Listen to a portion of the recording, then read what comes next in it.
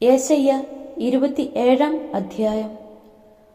അന്ന് കർത്താവ് തൻ്റെ വലതും അതിശക്തവുമായ കഠിന ഖഡ്ഗം കൊണ്ട് ലെവിയാഥനെ, പുളഞ്ഞുപായുന്ന ലെവിയാഥനെ ശിക്ഷിക്കും. സമുദ്ര വ്യാളത്തെ അവിടുന്ന് കൊന്നുകളയും. അന്ന് മനോഹരമായ മുന്തിരിത്തോട്ടത്തെക്കുറിച്ച് പാടുവിൻ. കർത്താവായ ഞാനാണ് അതിൻ്റെ സൂക്ഷിപ്പുകാരൻ. ഞാൻ അതിനെ നിരന്തരം നനയ്ക്കുന്നു.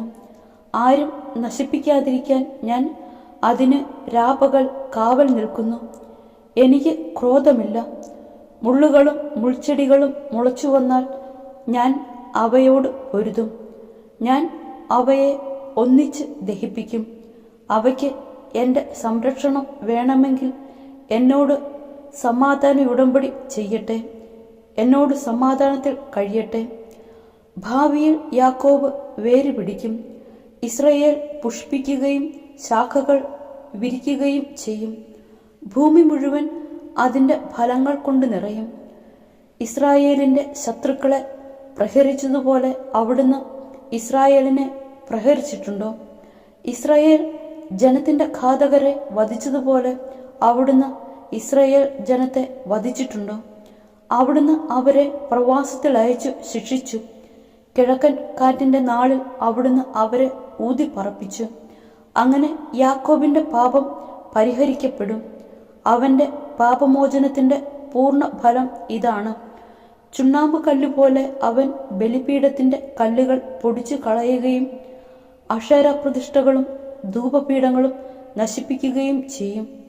ബലിഷ്ഠ നഗരം വിജനമായിരിക്കുന്നു. ജനനിബിഡമായ നഗരം മരുഭൂമി പോലെ വിജനവും ശൂന്യവുമായിരിക്കുന്നു.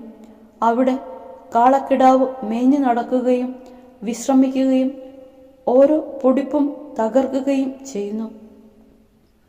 മരച്ചില്ലുകൾ ഉണങ്ങി ഒടിഞ്ഞു വീഴുന്നു.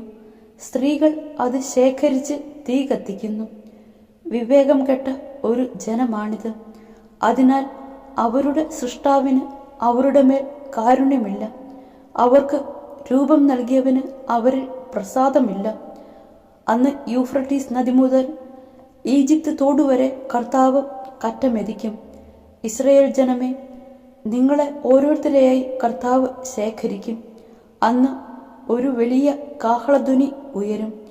അസിറിയയിൽ നഷ്ടപ്പെട്ടവരും ഈജിപ്തിലേക്ക് ഓടിക്കപ്പെട്ടവരും വന്ന് ജെറൂസലേമിലെ വിശുദ്ധ ഗിരിയിൽ കർത്താവിനെ ആരാധിക്കും.